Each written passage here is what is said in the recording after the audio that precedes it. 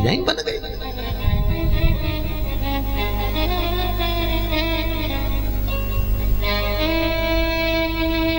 उसके मूल आधार पर अगर हम जीना सीख गए, परमात्मा मिल गया, शिव को मिलने में देरी कहां है।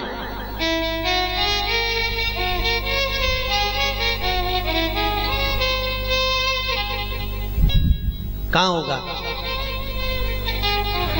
इतना उत्तराखंड में त्रासदी मची, शंकर वहीं की वहीं पर, पर्वत के पर्वत लुढ़क गए, अच्छे अच्छे निपट गए, और मेरा केदारेश्वर जमा की जमाई रहा। कहां गया? कौन प्रामाणिकता देवे? मल्लिकार्जुन में आज भी दो ध्वजा लगती है, एक लाल एक सफेद। लाल ध्वजा पार्वती जी का मूल है, श्वेत ध्वजा शंकर जी का मूल है। अमावस्या के दिन सफेद ध्वजा उड़ती हुई नजर आती है मंदिर पर, और पूर्णिमा पर लाल ध्वजा उड़ती हुई नजर आती है मंदिर पर। एक ध्वजा पूरे साल पूरे महीना लटकी ही रहती है, उड़ती नहीं।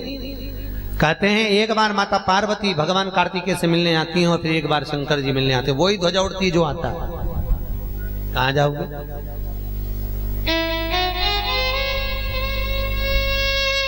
शिव को जानो, शिव को पहचानो। नाम कोई साधारण नहीं है, महादेव। देवताओं में भी जो देव है और देवों का भी जो देव है, जो भयो बनकर प्रकट हुआ है, भयो बनकर निवास कर रहा है, भयो बनकर बड़ा बनकर जो बैठा है, जो देवताओं का भी संचालन करता है और संहार करता भी जो है, वो शिव ही है।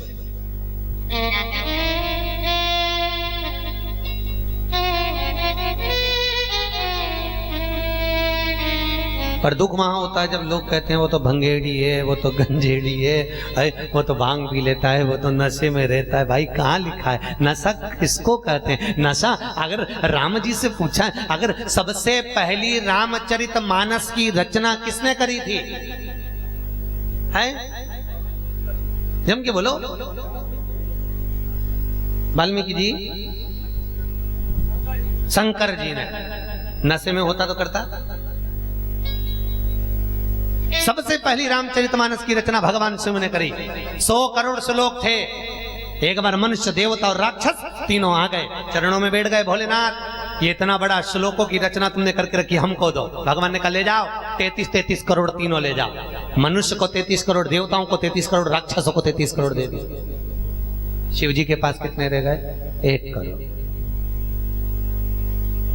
थोड़ी देर बाद मनुष्य देवता राक्षस फिर आ गए। भोलेनाथ, त्रिकालदर्शी, कैलाशी, अविनाशी। भगवान ने कहा अब क्या हो गया? प्रभु 1 करोड़ श्लोक आपके पास में, ये हमको दे दो रामचरितमानस के। भगवान ने कहा ले जाओ 33 लाख ले जाओ। शिव जी के पास कितने रह गए?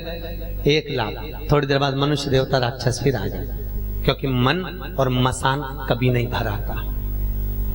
फिर आ गए। मन भराता है क्या? बोलो तो नहीं। अभी नई साड़ी खरीदी, अभी बाजार में से जाओगे कोई नई डिजाइन दिख जाएगी, ओहो इतनी बढ़िया, कल आऊंगी।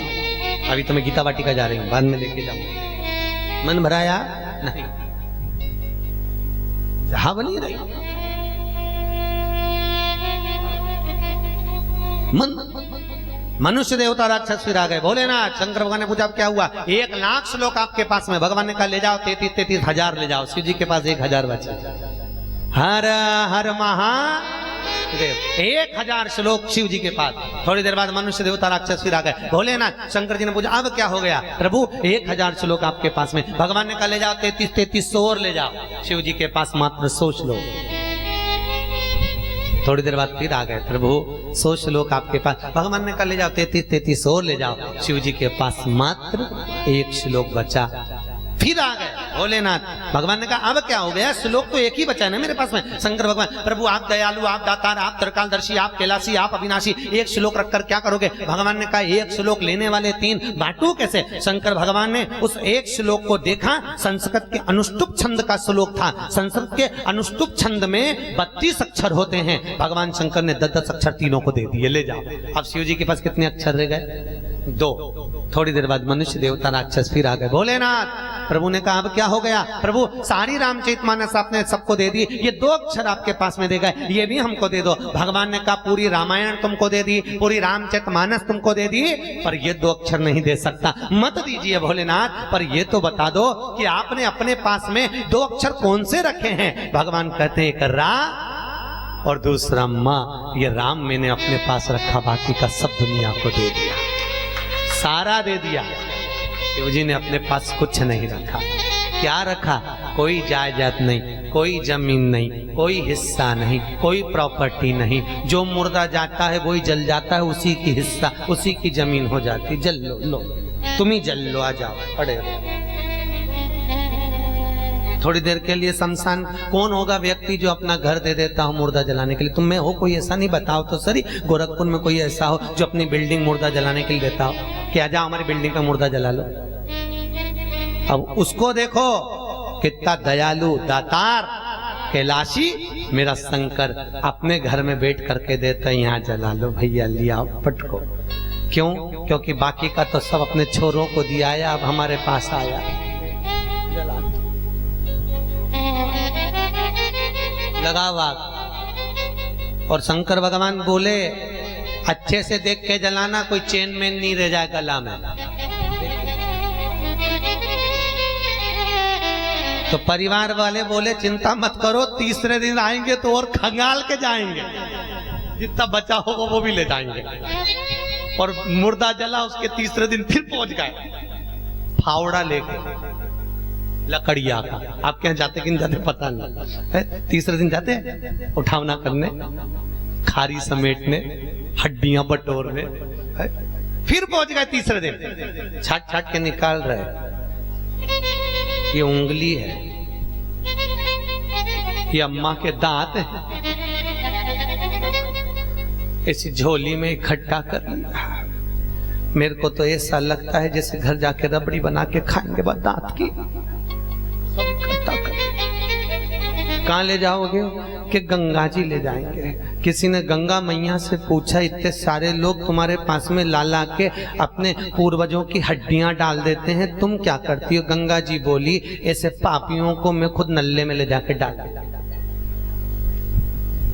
गंगा मैया कहती है जिसने अपने जीते जी कभी गंगा नहीं नहाया, जो कभी जीते जी गंगा जी के तट नहीं आया, जो कभी जीते जी तीर्थ करने नहीं गया, ऐसा पापी जब मरने के बाद उसके परिवार वाले उसकी अस्थियों को लाकर मेरे में डालते हैं, उनको मैं नल्ले में पटक देती हूँ। और जो एक बार जीते जी गंगा नहा कर चले गया, गंगा कहती है उसको मेरे पास आने की जरूरत नहीं, मैं उसको वहीं से तार देती हूँ, मैं वहीं से तार देती हूँ। मरने के बाद उसकी हड्डियां भी मत लाओ तो भी गंगा तार देगी, पर जीते जी एक बार तो गंगा जाओ। हर हर महा कहाँ तारा है, सब रखा है। नारद जी महाराज तप किए। नारद जी महाराज के कल कथा में था, अभिमान को तोड़ने के लिए भगवान विष्णु ने लीला रच दी। क्यों? क्योंकि वो शिव के लिए अपशब्द। निवेदन है, जहां आपके गुरु, जहां आपके ईश्वर, जहां पर भगवान शंकर की अगर बुराई भी होती हो तो वहां मत जाइए। दक्ष प्रजापति की यहां पर यज्ञ हुआ था कि नहीं हुआ था? और दक्ष प्रजापति ने इतना बड़ा यज्ञ रखा, सबको बुलाया, सारे देवी देवताओं को बुलाया। शास्त्र उठाकर देखिए, यज्ञ में ना विष्णु गए ना ब्रह्मा गए। यज्ञ में ना ब्रह्मा जाते हैं ना विष्णु जाते हैं। क्यों? क्योंकि भगवान नारायण और भगवान ब्रह्मदेव को यह मालूम था, ब्रह्मा जी तो जा रहे थे, नारायण ने कहा कहां जा रहे हो? कि दक्ष प्रजापति के यज्ञ में। क्यों? क्योंकि मुझे वर दिया गया है कि जहां यज्ञ होगा ब्रह्मास्त्र के रूप में तुम्हें बैठना पड़ेगा, ब्रह्मा जी की गादी वहां बनी रहेगी, तो मुझे तो जाना पड़ेगा। ब्रह्मा जी पर जिस जगह पर शिव नहीं जाएगा उस जगह पर न नारायण जाएगा न ब्रह्मा जाएगा, शंकर नहीं तो वहां कुछ नहीं।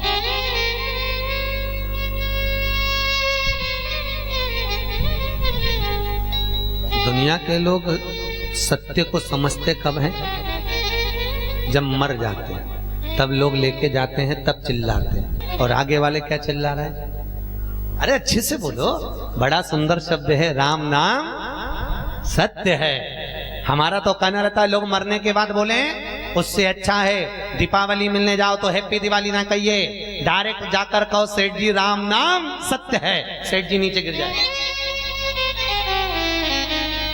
सेठ जी नीचे। क्यों? तू मेरा बुरा चाहता है? नहीं सेठ जी, अभी तक जिंदगी में बहुत झूठ बोल लिया, मरने के बाद लोग बोलेंगे उससे अच्छा है अपन बोले राम नाम सत्य है। सत्य में हम कई बार कहते हैं कि लोग शमशान बनाते हैं तो गांव के बाहर, शमशान बनाते हैं शहर के बाहर, बहुत दूर शमशान बनाएंगे। हमारा निवेदन है शमशान हर चौराहे पर बनाया जाए। क्यों? क्योंकि जैसे पान की दुकान चौराहे पर होती है तो पान खाने की याद आती है, कपड़े की दुकान चौराहे पर होती है तो कपड़ा खरीदने की याद आती है, किराने की दुकान बाजार में होती है तो किराना खरीदने की याद आती है, मोबाइल की दुकान चौराहे पर होती है तो बैलेंस डलवाने की याद आती है। हर चौराहे पर जब मुर्दा जलते हुए देखोगे, शमशान देखोगे, तो तुम्हें भी अंतिम समय की याद बनी रहेगी कि हमें भी परमात्मा के पास जाना है। तो थोड़ा सत्य बोल लें, थोड़ा अच्छा व्यवहार कर लें, थोड़ा मीठा व्यवहार कर लें। इसीलिए निवेदन है राम नाम। अब अभी नहीं बोले हो, अच्छे से बोलो। मरने के बाद लोग बोलेंगे पंजीता जी बोलो राम नाम सत्य है, सत्यमय जियो। एक बच्चा दिवाली के दिन बोला, इतना सा बच्चा, उसने कहीं कथा में सुन लिया होगा टीवी पे, तो कई बच्चे लोग कथा सुनते रहते, उन्होंने सुन लिया तो उन्होंने कहा सियोर वाला गुरुजी ने बोला है, तो छोटा सा बच्चा दिवाली के दिन बोला राम नाम सत्य है, राम नाम सत्य। मम्मी ने मोगरी उठा के धुन दी, अल्लाह। अब बच्चा बोला मुझे क्यों मारा? चुप रहे, त्योहार के दिन ऐसा बोलता है। सीहोर वाला गुरुजी तो बोला।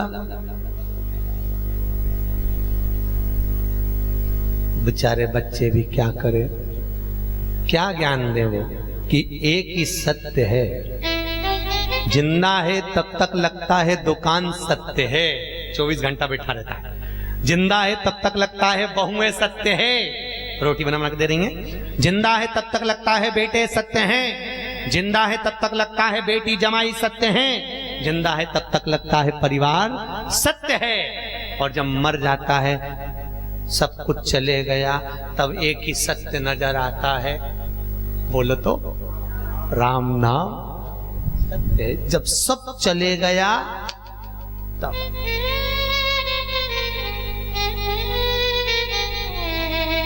बच्चे क्या जाने। एक टीचर ने बोर्ड पर लिखा, बोर्ड पर टीचर ने बोर्ड पर लिखा महाभारत, बोर्ड पर लिखा, और बोर्ड पर लिखकर पप्पू को खड़ा करा है, पप्पू खड़े हो। जी मैडम, जी मिस, ये महाभारत किसने लिखी? मिस आपने लिखी। मिस ने उसको टेबल पे खड़ा करके छड़ी से धुनाई कर दी। बच्चा घर गया। माँ ने पूछा कल स्कूल का टाइम क्या है? मम्मी कल स्कूल नहीं जाऊंगा और अब मुझे स्कूल जाना ही नहीं। क्यों नहीं जाना? आज क्या फिर टीचर ने मारा तेरे को? हाँ, क्यों मारा? मम्मी टीचर ने बोर्ड पर लिखा महाभारत और मेरे को खड़ा करके पूछा बता पप्पू महाभारत किसने लिखी? मैंने कहा मिस आपने लिखी। तो मिस ने मारा। अब बता मम्मी किसने लिखी? तो माँ बोली बेटा महाभारत तो श्री वेदव्यास जी वर्णन करें, परंतु मम्मी बोर्ड पे तो किसने लिखी थी? मिस ने। बच्चे ज्ञान की मुद्रा का प्रकाश है, उनको मोड़ना है। हमारा तो निवेदन है, गीता परिवार वाले कहते, गायत्री परिवार वाले कहते हैं हम सुधरेंगे, अच्छे से बोलो, युग सुधरेगा, हम बदलेंगे। कितना बदले अभी तक? क्योंकि वो तो बोल रहे हैं ना हम बदलेंगे, युग बदलेगा। अपन कितना बदले वो बताओ। कुछ बदले। हम ये नहीं कहते कि तुम घर छोड़ दो, परिवार छोड़ दो, रिश्ते छोड़ दो, नाते छोड़ दो। शिव पुराण कहती है सब में रहो, क्योंकि मेरे भोलेनाथ जी पूरे परिवार में रहते थे। पूरे परिवार में रहो, पर इतना याद रखो कर्म करो पर ध्यान रखो पत छूटे ना। इतनी भरो हवा गुब्बारा बस इतना याद है। कर्म करिए, ध्यान रखकर करिए, पथ पर चलो, ध्यान रखकर चलो। ऐसा कर्म ना हो जाए कि गुब्बारा फूट जाए। ऐसा राम नाम सत्य है।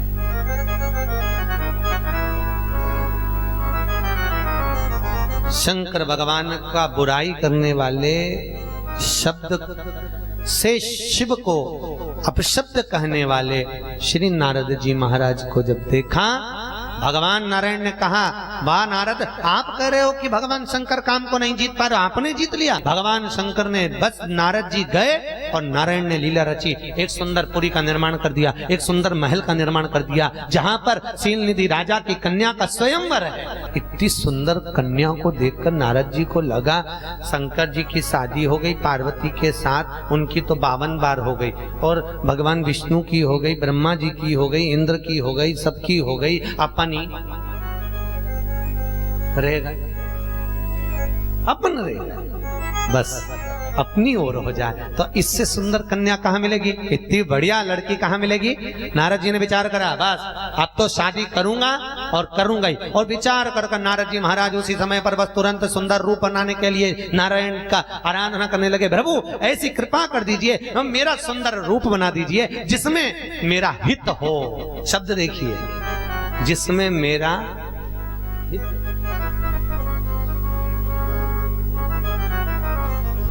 अब शंकर जी का मान करने वाले का हित कितना होने वाला है वो देखिए। हित कितना सुंदर लिखा है शिव महापुराण में। किसी मंदिर में फूल चढ़ाने से बढ़कर है किसी मंदिर में कचरा पड़ा हो, पोछा लगाना, झाड़ू लगाना, कचरा सोरना और उसको उठाकर एक कोने में ले जाकर डस्टबिन में डालना। फूल चढ़ाने से बढ़कर पुण्य है। किसी आश्रम में, किसी गुरु के दरवाजे पर, किसी मंदिर में, किसी देवालय में झाड़ू पोछा लगाना। क्यों?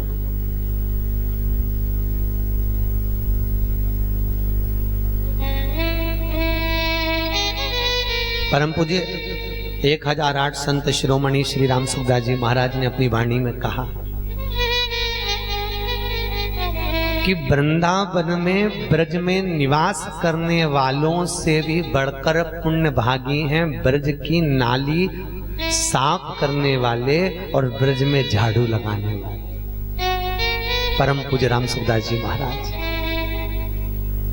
किसी तीर्थ में, किसी देवालय में, किसी धर्म की जगह पर, किसी सत्संग में, किसी कीर्तन में, किसी भजन में, हमने सुबह सुबह देखा, यहाँ से तो आप लोग चले जाते हो ना, सुबह सुबह हमने देखा यहाँ ट्रस्टी लोग भी कुछ ना कुछ काम में लगे रहते हैं गीता वाटिका के। और कुछ लोग, हम सुबह जब प्रणाम करने निकलते हैं सुबह के टाइम पर सेवा करते सी लाडले कल्लू की, और सब दूर हम प्रणाम करने निकलते हैं, हम यहाँ पर भी आते हैं प्रणाम करने के लिए। तो यहाँ पहुंचते हैं तो हमने देखते हैं कि कई कई सेवादार, सेवा करने वाले, कई कई गीता वाटिका के सेवक कहीं चादर सही कर रहे हैं, कहीं झाड़ू लगा रहे हैं, कहीं पोछा लगा रहे हैं, कहीं गादी को ठीक कर रहे हैं, कहीं किसी चीज को उठाकर वहां रख रहे हैं। हम देखकर हम वहीं से दंडवत कर कर चले जाते हैं कि हम इन पोथी को दंडवत करें, उससे पहले इन सेवादारों को दंडवत है जो इतनी सेवा दे रहा है, इन सेवा करने वाले। क्यों? राम सुखदास जी महाराज ने अपनी वाणी में वर्णन किया है, संत शिरोमणि ने, परम पूज्य संतों में संत शिरोमणि राम सुखदास जी महाराज कहते हैं, एक झाड़ू लगाने वाला, एक नाली साफ करने वाला बड़ा है जो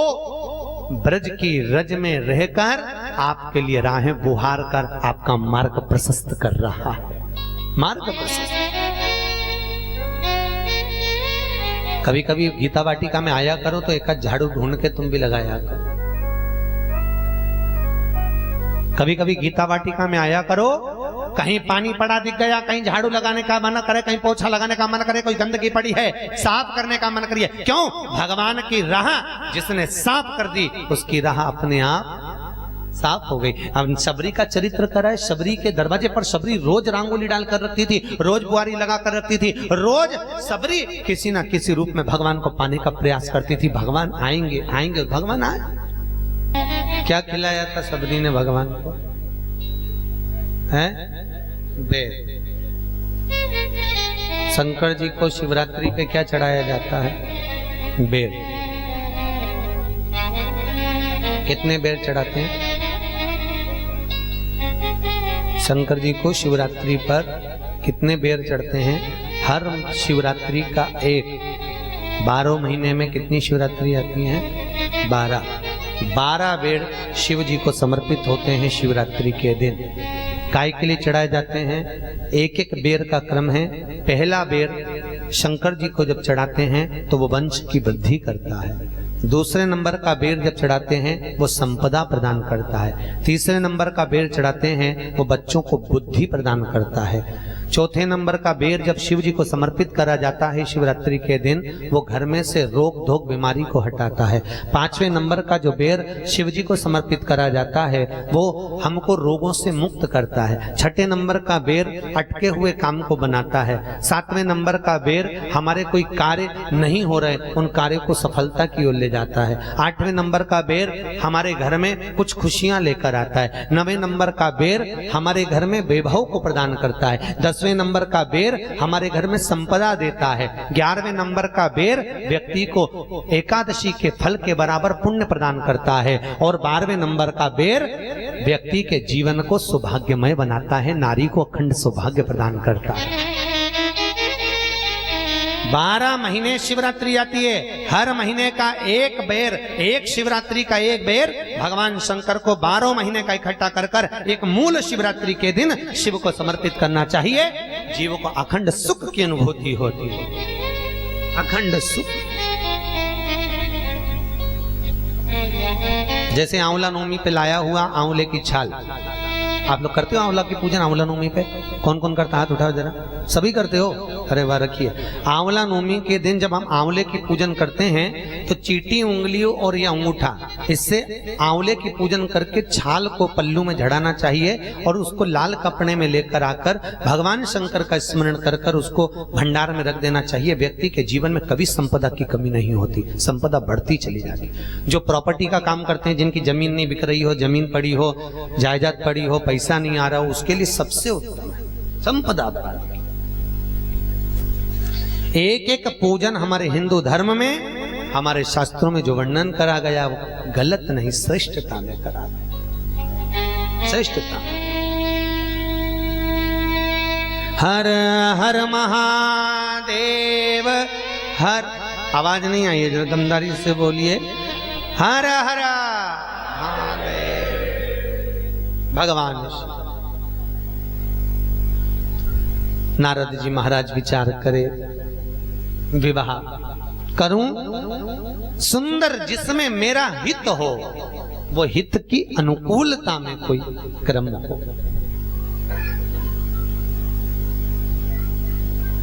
जिसमें हित हो। अब हित काय में होगा? नारद जी का विवाह करने में होगा कि विवाह ना करने में होगा? बोलो तो। विवाह ना करने में।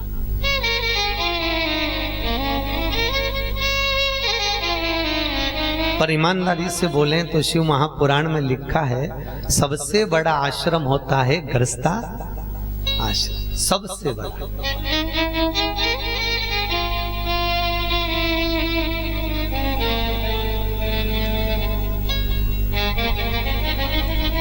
गृहस्थ आश्रम।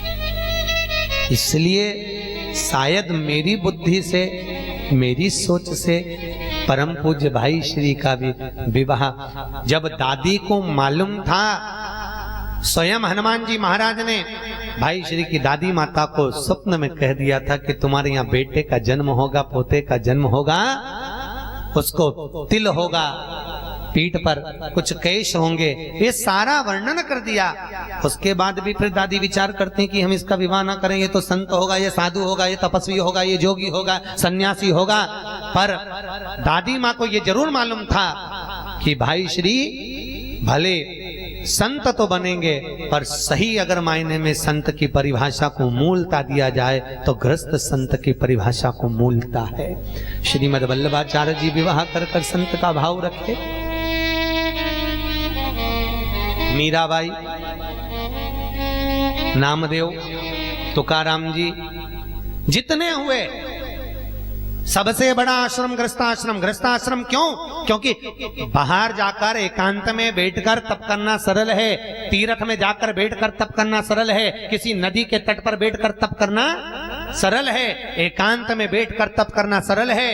पर इधर से पत्नी चिल्लाए, इधर से बच्चे चिल्लाए, इधर से परिवार में आवाज आए, और उस बीच में तप करना बहुत कठिन। फिर करो।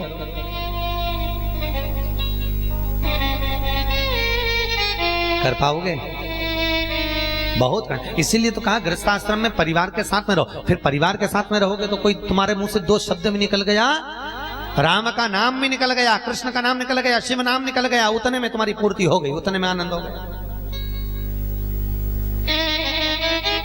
पर नाम ना छोड़िए। भाई श्री का एक कहना था, क्या कहते थे? दिन भर कीर्तन करते। हमारा भी निवेदन है, जपते रहो। हाथ में माला भी नहीं पकड़ते बने तो बिगर माला के करो ना। राम राम 1, राम राम 2, राम राम 3, राम राम 4, राम राम 5, राम राम 6, राम राम 7, राम राम 8, राम राम 9, राम राम 10, राम राम 11, राम राम 12, राम राम 13, राम राम 14, राम राम 15, राम राम 16, बोलो तो राम राम 17, राम राम 18, राम राम 21, राम राम 22, राम राम 23, राम राम 24, राम राम 25, राम राम 26, राम राम 27, राम राम 28, राम राम 29, राम राम 30, राम राम 31, राम राम। अब इसमें माला पकड़े हो गया? माला हाथ में है क्या? नहीं है ना। काम करते रहो, नाम जपते रहो। बच्चों को पढ़ा रहे हो तो भी जप रहो। राम राम 1, राम राम 2, राम राम 3, राम राम 4, नहीं पढ़ रहा, मस्ती कर रहा, राम राम 5 ले, राम राम 6, राम राम 7, राम राम 8, राम राम 9, राम राम 10, राम राम 11, राम राम 12, जब करते रहो।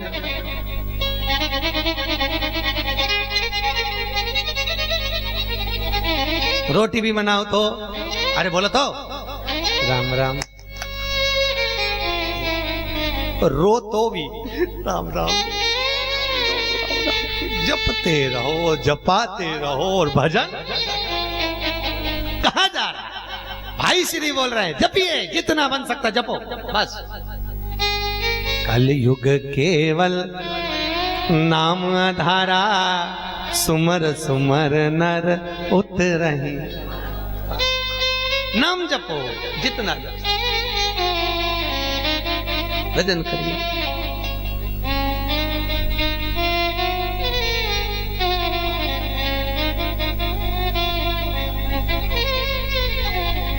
अब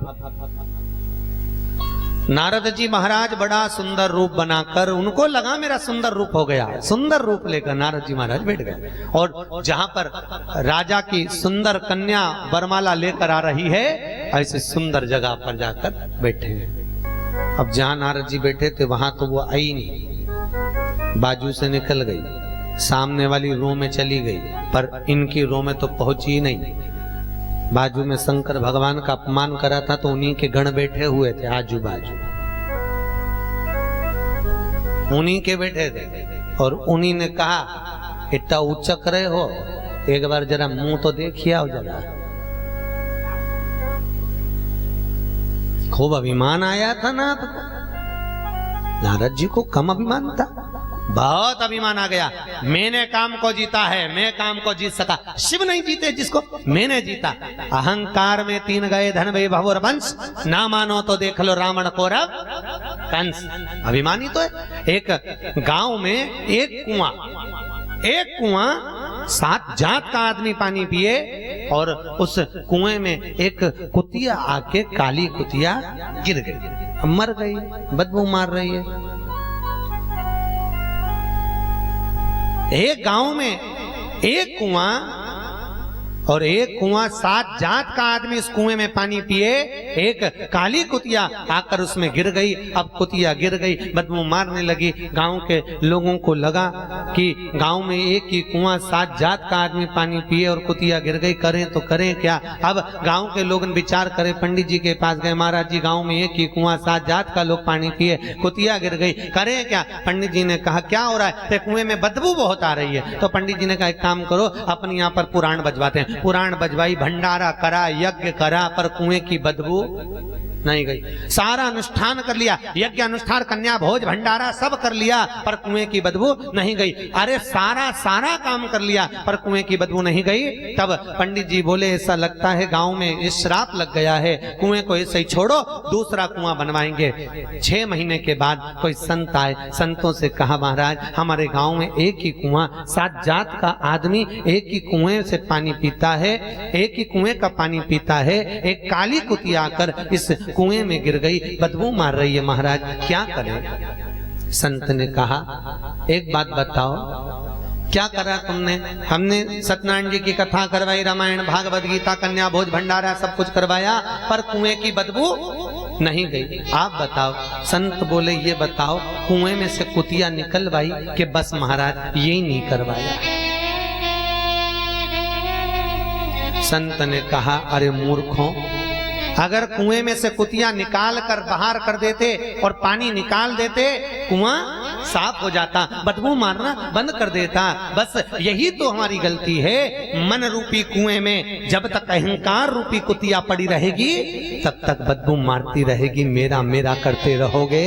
और जिस दिन ये अहंकार रूपी कुतिया निकल गई, हे परमात्मा सब तेरा नजर आने लगे, कुछ भी मेरा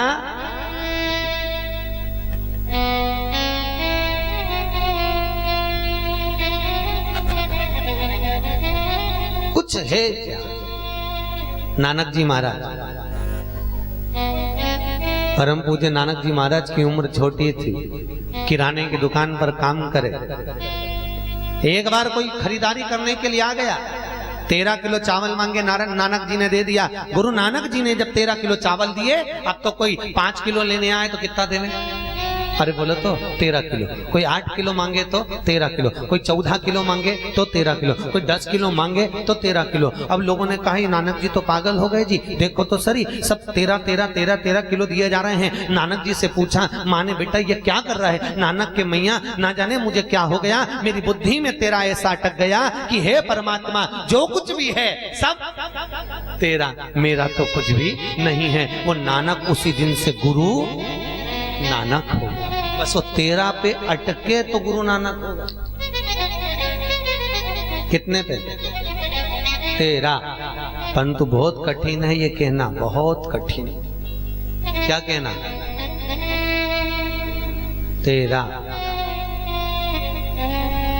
लोग तो मंदिर में भी नहीं कहते, आरती जरूर गाते हैं। कौन सी? 13। एक हाथ में वो घंटा, एक हाथ में तेरा तुझको। घंटी नहीं बजा रहे हैं, जरा हाथ देखिए। तेरा तुझको अर्पण क्या लागे।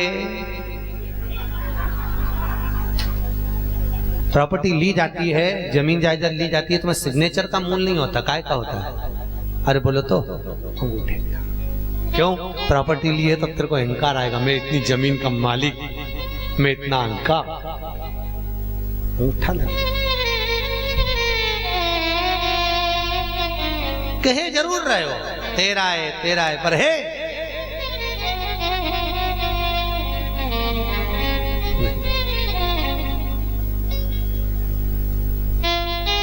जाकर मुख तो देखो।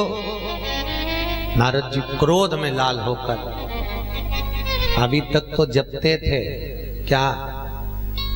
श्रीमन नारायण नारायण नारायण, श्रीमन नारायण नारायण नारायण, श्रीमन नारायण नारायण नारायण, श्रीमन नारायण नारायण नारायण, लक्ष्मी नारायण नारायण नारायण, लक्ष्मी नारायण नारायण नारायण, ओ बद्री नारायण नारायण नारायण, ओ बद्री नारायण नारायण नारायण, बोलो नारायण नारायण नारायण, बोलो नारायण नारायण नारायण, श्रीमन नारायण नारायण नारायण, श्रीमन नारायण नारायण नारायण,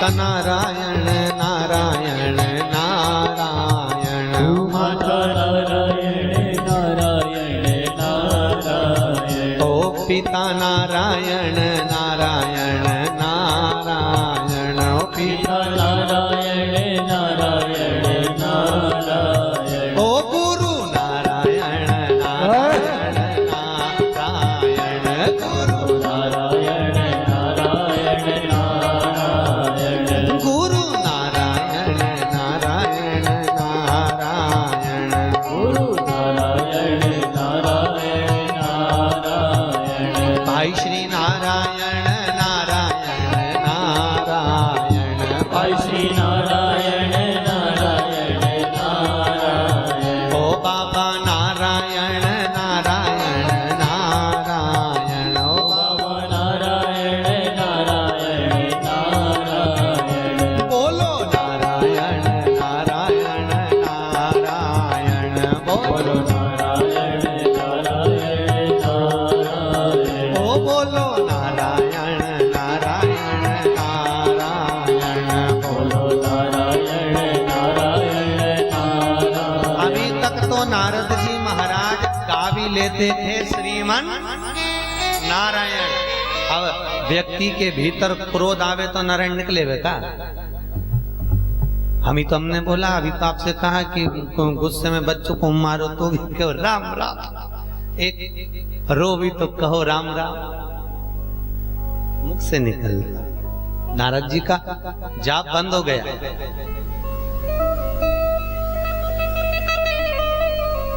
कोई अहंकार को अगर तोड़ देना, अहंकार तोड़ने वाला भी कोई सदगुरु होता है जी, याद रखिए। एक महाराज जी प्रवचन दे रहे थे, प्रवचन में एक वेश्या खड़ी हो गई और निकल कर बाहर चली गई। थोड़ी देर बाद फिर आकर बैठ गई। एक गांव के व्यक्ति ने खड़े होकर पूछा, महाराज जी बताइए पाप के बाप का नाम क्या है? महाराज जी को चक्कर आ गया। महाराज जी ने सोचा सबके बाप का नाम मालूम है, पाप का बाप कहां से आ गया? बोलो तो। अब महाराज जी तो चुप रहे। 2 दिन हो गए। महाराज जी ने कहा कल बताऊंगा, फिर कल हो गया, फिर नहीं बताया, फर्स हो गया। वेश्या ने कहा महाराज जी आप जब मंदिर जाते हो ना, बीच में मेरा वेश्यालय पड़ता है, आपके चरण रखोगे मेरा वेश्यालय कृतार्थ हो जाएगा नाथ, आप जरूर आइएगा।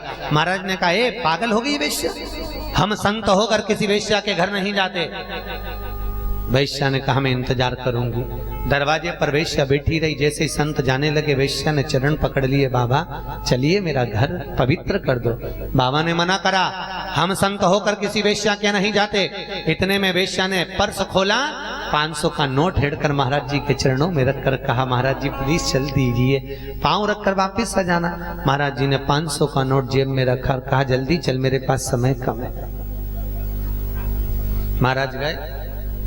वैश्या ने आसन लगाया, महाराज जी को बिठा कर कहा महाराज आज तक मेरे वेश्यालय में किसी संत ने भोजन नहीं करा, आप कृपा कर दें तो भोजन बना दूं। मैं बना कर रखा है, पा लीजिए। संत बोले हम वेश्या के हाथ का भोजन करेंगे? हम इतने बड़े संत और वेश्या के हाथ का भोजन हम नहीं करते। वेश्या ने पर्स खोला, 2 500 के नोट हेड़े, महाराज जी के चरणों में रखा। महाराज जी ने 500 के नोट जेब में रखे, कहा जल्दी से भोजन ला, देरी हो रही है। वेश्या भोजन लाकर रखी। महाराज जी रोटी टुकड़ा तोड़कर खाने वाले थे। इतने में वेश्या ने कहा गुरुदेव आज तक मेरी ने किसी संत को अपने हाथ से भोजन नहीं कराया है, आप अगर मेरे हाथ से भोजन कर ले तो मेरा जीवन पवित्र हो जाए। संतों ने कहा अरे पागल मूर्ख, संत बोले ये कैसी मूर्खों जैसी बात करती है, एक तो तेरे घर में आ गए, तेरे हाथ का बना भोजन कर रहे, ऊपर से कह रही तेरे हाथ का पाप, ये नहीं हो सकता। वेश्या ने 4 500 के नोट रखे, महाराज जी ने मुंह खोला, वेश्या ने रोटी का टुकड़ा तोड़ा, महाराज के मुख में दिया, फिर टुकड़ा तोड़ा, महाराज के मुंह में देने वाली थी, रोटी का टुकड़ा नीचे रखा और एक थप्पड़ महाराज के गाल पर दिया। वेश्या ने जो जोरदार थप्पड़ महाराज के गाल पर दिया, महाराज पूछे तूने ये क्या करा? वेश्या कहती है गुरुदेव प्रश्न का उत्तर दे रही थी। क्या उत्तर है? रोज गांव का व्यक्ति प्रश्न करता था पाप के बाप का नाम बता दो, उसी का उत्तर है पाप के बाप का नाम लोभ है। पाप के बाप का नाम लोभ है। लोभ के चक्कर में, लालच के चक्कर में व्यक्ति पाप कर्म कर बैठता है। जैसा मैं बोलती महाराज वैसा आप करते जाते, मात्र लोभ के चक्कर में। महाराज ने वेश्या के चरण पकड़ लिए। मेरा गुरु ने मुझे केवल पढ़ाया था, पर सही ज्ञान तो तूने दिया है। और संत वहां से गंगा के तट चले गए। कोई कोई आ जाता है जीवन में, ऐसा ज्ञान दे जाता है जी कि वो जिंदगी भर दिमाग में बैठा रहता। ये ना सोचिए कि ज्ञान केवल पढ़ने से मिलेगा। ये ना सोचिए एक पति पत्नी सो रहे थे, केवल सो रहे हैं, और रात को पत्नी उठकर 3 बजे जाग गई। पति ने पूछा क्या हो गया, तू जगकर क्यों बैठी है? मुझे नींद नहीं आ रही। क्यों नहीं आ रही? नहीं नींद नहीं आ रही। क्यों नहीं आ रही? अरे मुझे ऑफिस जाना, तू तो सो। नहीं मुझे नींद नहीं आ रही। क्यों नहीं आ रही? रात को पत्नी बोली मान लो अपन को एक पप्पू हो गया तो कहाँ सोएगा?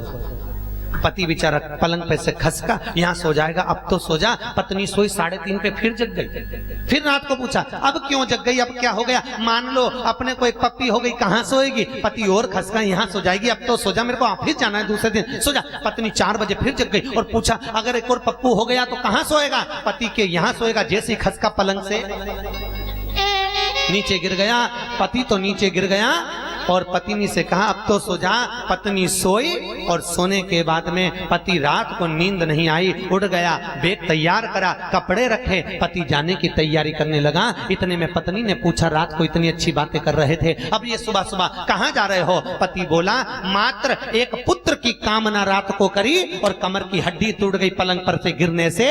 अगर पुत्र पैदा हो गया ना जाने कौन कौन सी हड्डी तोड़ेगा, उससे अच्छा है कि हरिद्वार चले जाओ, गंगा के घाट चले जाओ। ज्ञान कभी भी पैदा हो सकता है, ज्ञान कभी भी प्राप्त हो सकता है, ज्ञान का कोई समय नहीं होता है।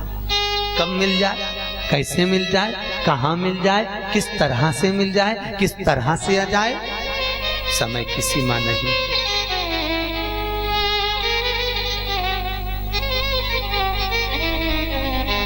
पोथी पढ़ पढ़ जग मुआ और पंडित भया ना, कोई ढाई आखर प्रेम का पढ़े सो पंडित हो। ज्ञान कब मिला है, ज्ञान किस तरह से मिला, ज्ञान कब प्राप्त हो सकता है? ज्ञान का कोई समय नहीं है, ज्ञान पाने का कोई समय नहीं है। कब आया कब गया, बस निवेदन है नेत्र चक्षु खोल कर रखिए, मस्तिष्क के चक्षु खोल कर रखिए। शिव महापुराण ज्ञान से परिपूर्ण है। शिव महापुराण तो वो थप्पड़ मारती है कि अपने आप बुद्धि खुलती चली जाती है। नारद जी महाराज को जो ज्ञान प्रदान करा गया है, ये इनका अहंकार तोड़ने के लिए है। व्यक्ति का जब अभिमान टूटता है बस बड़ा बुरा लगता है। कोई बहुत सुंदर, उसको सुंदरता का अभिमान है और कहीं का आके कह दे सतभामा जी खूब सुंदर सुंदर सुंदर। एक दिन भगवान ने कह दिया तू काहे की सुंदर, काहे की सुंदर है,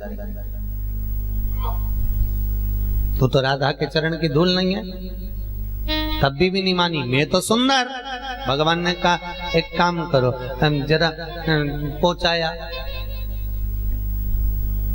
गरुण जी, जाओ जरा हनुमान जी को लाओ, वो तोड़ेगा इसका अभिमान।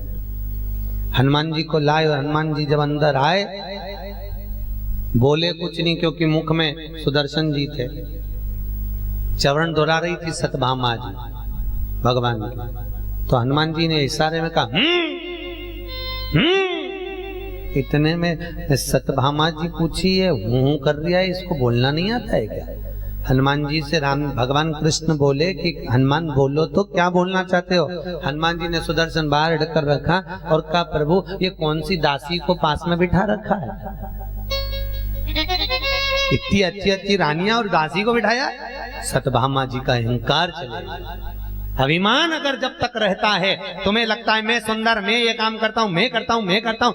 कई कई माताएं कह देती है मैं जिंदा हूँ तब तक घर चल रहा है। कई कई लोग कह देते हैं हम है ना जब तक ट्रस्ट चल रहा है, मैं चले गया मालूम नहीं पड़ेगा। अरे मैं करोगे तो बकरा बकरी बन जाओगे। कई लोग कह देते हैं मैं जिंदा हूं जब तक घर चल रहा है, मैं मर गया आटे दाल का भाव मालूम पड़ जाएगा। कई कई माताएं कह देती है मैं हूं ना जब तक घर चल रहा है, जिस दिन मैं मर गई उस दिन मालूम पड़ेगा। जो अम्मा ऐसा बोले उनसे कहना आधा घंटा मर जा, मर जा आधा घंटा। हम भी तो देखें कि तेरे मरने के बाद चले कि नहीं चले, देखे तो सही। बस अंतर इतना जिंदा है तो घी गना, मर जाएगी तो मुट्ठी चना। पर ये मत कहो कि मैं कर रहा हूं, मैं कर रहा हूं, मैं कर रहा हूं। मैंने गीता वाटिका में एक शब्द बड़ा सुंदर सुना। जितने भी ट्रस्टी मिलते हैं, जितने भी सेवक मिलते हैं, उनसे पूछते हैं इतनी सुंदर व्यवस्था चल रही है, इतना आनंद चल रहा है। कल गीता प्रेस भी गए, वहां भी लोगों ने यही कहा कितना सुंदर चल रहा है। कौन चला रहा है? सब चलाने वाला ठाकुर करा रहा है, हमारा कन्हैया चला रहा है। हम तो एक निमित्त मात्र है, केवल एक निमित्त। कौन कर रहा है?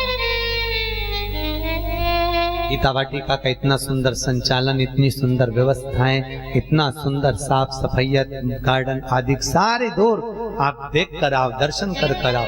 क्या सुंदर! और धननाथ जी की परिक्रमा लगाओ, समाधि की परिक्रमा लगाओ, राधा बाबा का दर्शन करके आनंद पाओ। कितना सुंदर था। बस कौन कर रहा है? मेरा सब काम राम कर रहे हैं और हम राम के बल पे आराम कर रहे हैं। कर तो वो रहा है, हम तो एक निमित्त है। क्या है? निमित्त। लक्ष्मण जी को बाण लगा था तो संजीवनी कौन लाया था? अच्छे से बोलो जम के। है हनुमान जी। पक्का लॉक कर दूं? नहीं, आप बोले हो हनुमान जी लाए थे, पर शिव महापुराण में तो वर्णन ऐसा आया है, एक दृष्टांत में शिव महापुराण के कि हनुमान जी संजीवनी लाए नहीं थे। क्यों? अगर हनुमान संजीवनी लाते, भरत जी ने बाण छोड़ा था, हनुमान जी अयोध्या में गिरे थे, तो वो संजीवनी का पर्वत क्यों नहीं गिरा? जब तुम डब्बा लेकर चलोगे, तुम गिरोगे तो डब्बा गिरेगा कि नहीं गिरेगा? अरे बोलो तो, गिरेगा ना। तो संजीवनी हनुमान ले जा रहे थे, तो हनुमान नीचे गिरे तो पर्वत क्यों नहीं गिरा? क्योंकि संजीवनी हनुमान नहीं, संजीवनी तो मेरे राम ला रहे थे। हनुमान तो केवल निमित्त था, मात्र निमित्तता थी। संजीवनी ले जाने वाला कौन? राम केवल। इसलिए तो हनुमान जी जब नीचे गिरे तो उर्मिला जी से हनुमान जी ने कहा, मालूम है तुम्हारा पति अंतिम सांसें गिन रहा है, थोड़ी देर में तुम्हारा पति मर जाएगा अगर समय पर नहीं पहुंचा। उर्मिला जी बोली, फालतू बात मत करो हनुमान जी, किसको बाण लगाए? हनुमान जी बोले, आपके पति को लगाए। उर्मिला जी बोली, मेरे पति को बाण लगा ही नहीं है। हनुमान जी बोले, मैं खुद देख के आया हूँ। तो उर्मिला जी बोली, अगर मेरे पति को बाण लगा तो रो कौन रहा है? तो क्या राम रो रहा है। तो एक बात बता, कांटा तुझे चुभेगा तो क्या पड़ोसी रोएगा? कांटा किसको चुभा? तेरे को। तो रोएगा कौन? हनुमान के मुझे चुभा तो मैं रोऊंगा। तो ये बता, बाण किसको लगा? तो क्या लक्ष्मण को। फिर वही बात करी, अरे हनुमान, बाण मेरे पति को नहीं, पति मेरे लक्ष्मण के। तो रोम रोम में राम था, जहां बाण लगा वहां भी राम था, इसलिए रोने वाला भी राम। तो फिर लक्ष्मण क्यों सो रहे हैं? लक्ष्मण मूर्छा में क्यों पड़े? अरे हनुमान, तुझे मालूम नहीं, यहां से गया था मेरा पति, तो उसने संकल्प लिया था 14 वर्ष तक नारी और निंद्रा का त्याग करता हूं। राम जी को लगा एक रात्रि को लोग नहीं सोते तो दुकान पर सोते, और ये 14 साल नहीं सोएगा तो घर जाके बीमार पड़ जाएगा, इसलिए इसको थोड़ी देर सुला दिया, आराम करा दिया, थोड़ी देर विश्राम दे दिया। शिव महापुराण के एक एक संवाद बड़े बात में सबका छेदन कर दिया। क्यों सोच? हम कुछ कर ही नहीं रहे, फिर भी अपना नाम जबाते, प्रभु आपकी कृपा से सब काम हो रहा, करते हो मेरे भोले, मेरा नाम हो रहा, प्रभु आपकी कृपा से सब काम। कौन कर रहा है? कौन करा रहा है? सब है। तो यहाँ नारद जी का अभिमान तोड़ना बहुत जरूरी था, और अभिमान टूट गया। जब अभिमान टूटता है, दिल कचोटता है, आहें भरता है, क्रोध आता है, और वही क्रोध भगवान विष्णु के सामने निकल गया और कहा, हे नारायण, मेरे को तुमने स्त्री के लिए रुलाया है, पृथ्वी पर तुम्हें अवतार लेना पड़ेगा, जन्म लेना पड़ेगा, जैसे मैं रो रहा हूं तुम्हें भी रोना। भगवान ने माया हटाई, नारद चरणों में पड़ गए। ओए, नारद जी ने जाकर नारायण के चरण पकड़े, तो नारायण कह रहे हैं, मेरे चरण पकड़ने से क्या होगा? ये तेरी जो लीला हुई है, तेरा जो अभिमान टूटा है, तुम्हें जो क्रोध आया है, ये सारी जो लीला हुई है, तूने शंकर के लिए जो शब्द कहा उसके कारण। मेरे चरण मत पकड़। क्या कर, पकड़ना है तो किसके चरण पकड़?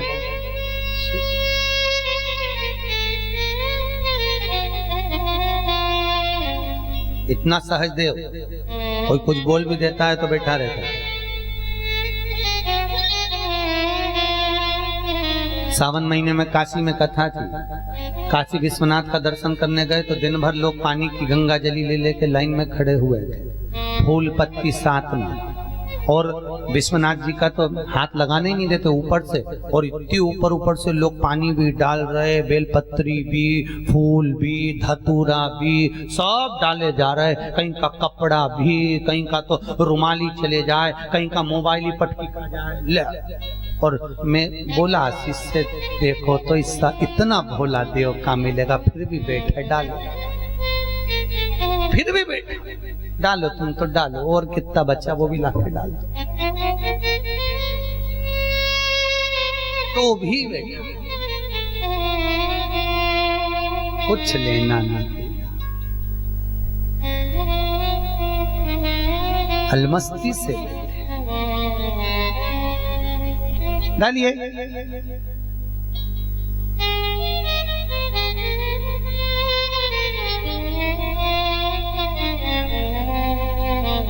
वो कौन सा व्रत, हरतालिका तीज करते हो यहाँ पर? हरतालिका तीज वो शंकर जी की रात भर पूजन, 4 बार पूजन होती है हरतालिका तीज। उसमें माताएं शंकर जी पे भुट्टा चढ़ा दे, ककड़िया चढ़ा दे, नारियल चढ़ा दे, शंकर जी अंदर के अंदर दब के रात भर चढ़ा रहे, रात भर भोलेनाथ बैठे चढ़ा।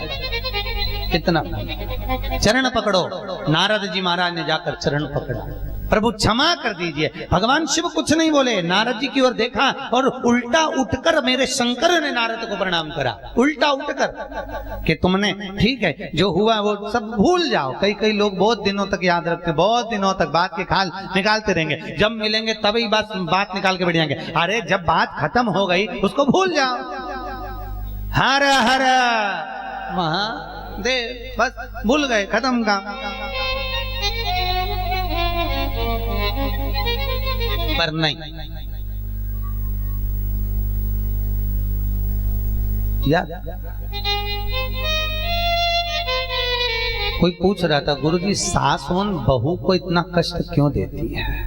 मैंने कहा इसलिए देती हैं कि बहू उनको जीवन पर्यंत मरने के बाद भी याद करती रहे, क्योंकि सास तिजोरी की चाबी देती है तो बहू को याद नहीं रहता। सोना कितना भी सास दे दे वो याद नहीं रहता, वो कमी लगता है। कपड़े कितने भी सास दिला दे वो कमी लगते हैं, पर सास एक बार आड़ा टेढ़ा बोल दे तो जब तक मर भी जाए तो बहू किसी को बताती है तो बोल देती है हमारी सास ऐसी थी।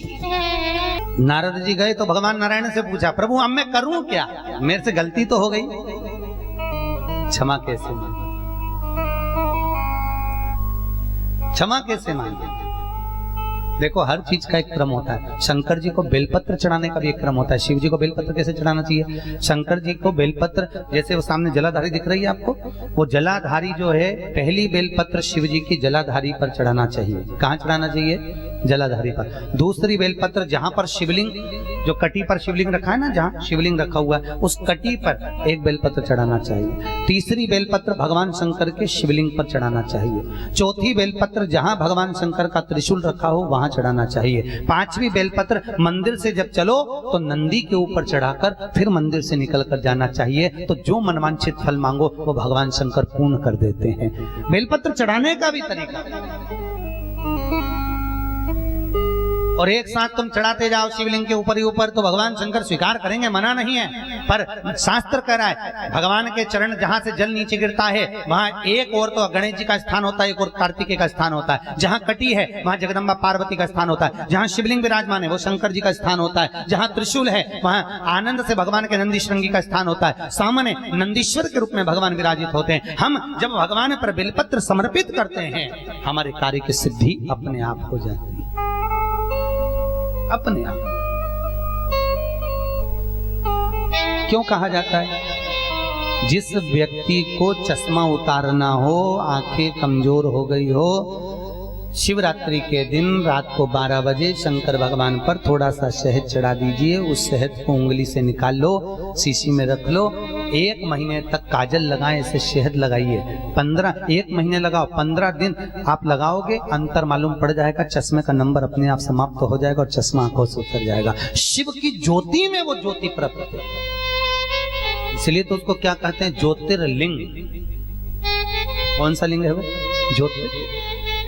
स्वयं ज्योतिर का जहां भाव प्रकट किया हो,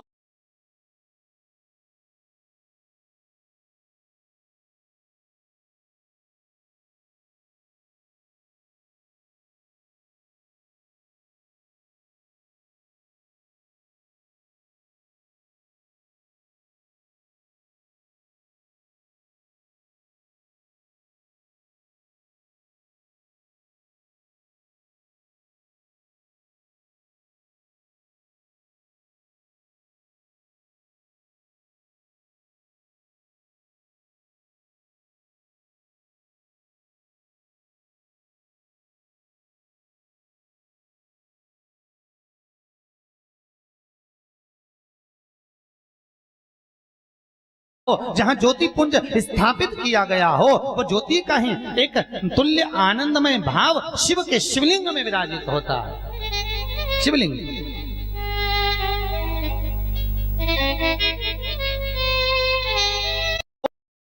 व्यक्ति को चश्मा उतारना हो, आंखें कमजोर हो गई हो, शिवरात्रि के दिन रात को 12 बजे शंकर भगवान पर थोड़ा सा शहद चढ़ा दीजिए। उस शहद को उंगली से निकाल लो, शीशी में रख लो।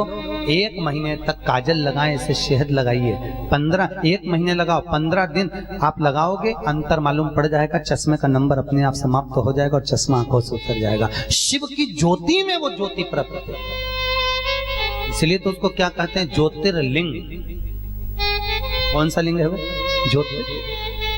स्वयं ज्योतिर का जहां भाव प्रकट किया हो, जहां ज्योति पुंज स्थापित किया गया हो, वो ज्योति का ही एक तुल्य आनंदमय भाव शिव के शिवलिंग में विराजित होता है। शिवलिंग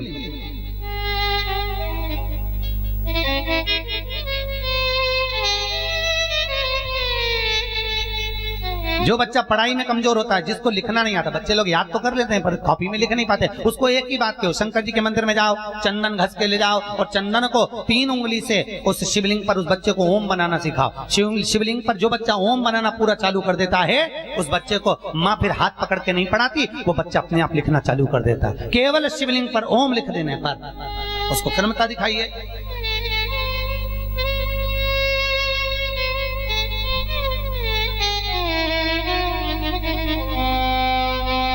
कितना कितना क्रम कहा है, कितना।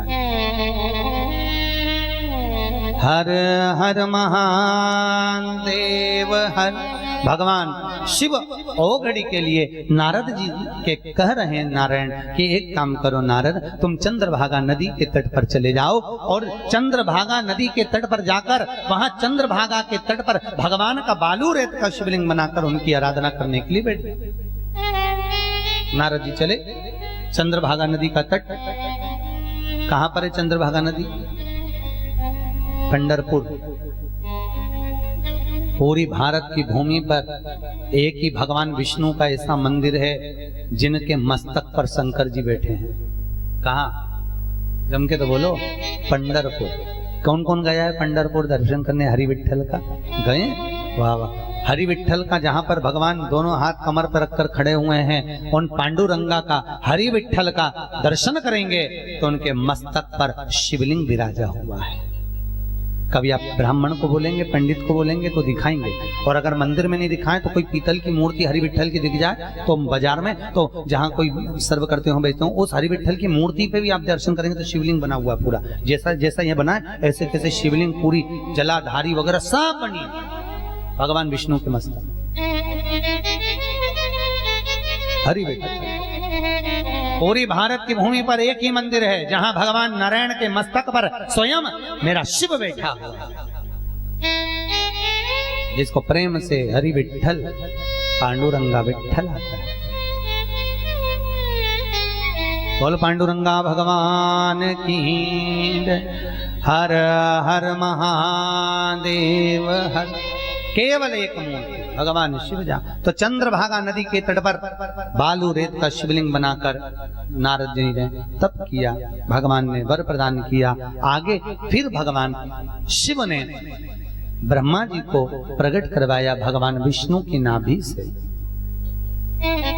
और ब्रह्मदेव को कहा आप सृष्टि की रचना करो। ब्रह्मा जी विचार में पड़ गए कि सृष्टि की रचना करूं तो करूं कैसे, क्या बनाऊं मैं, सृष्टि की रचना कैसे करा जाए, सृष्टि का विस्तार कैसे करा जाए, आखिर इस सृष्टि की रचना का विस्तार करूं तो करूं कैसे। तब भगवान शिव से निवेदन करा, हे भोलेनाथ आप तो सृष्टि का संहार करता भी हो, जन्म करता भी हो, सब कुछ आप ही हो, तो एक काम करिए प्रभु, हमें बताओ कि हम सृष्टि कैसे बनाएं। भगवान शंकर ने कहा पुरुष बना दो, नारी बना दो, तो हम पुरुष और नारी बनाए कैसे। भगवान ने अपना अर्धनारीश्वर स्वरूप का दर्शन करा दिया, आधा शिव आधा पार्वती। बोल अर्धनारीश्वर भगवान की। अर्धनारीश्वर स्वरूप का दर्शन कराया। अर्धनारीश्वर का स्वरूप का चित्र घर में नहीं होना चाहिए, ये मंदिर में हो सकता है, संतों के यहाँ हो सकता है, साधु तपस्वियों के यहाँ हो सकता है, ओघर बाबाओं के यहाँ हो सकता है, नागा साधुओं के यहाँ हो सकता है, पर घर में अर्धनारीश्वर का स्वरूप नहीं लगाया जाता, चित्र नहीं लगाया। अर्धनारीश्वर का स्वरूप बना दिया। जब अर्धनारीश्वर का स्वरूप बनाया तो ब्रह्मा जी से कहा अब सृष्टि रचो। तो ब्रह्मा जी को लगा कि आधा पुरुष आधा नारी बनाना है, ब्रह्मा जी ने सृष्टि रच दी, तो आधा पुरुष आधा नारी में किन्नर बना दिए।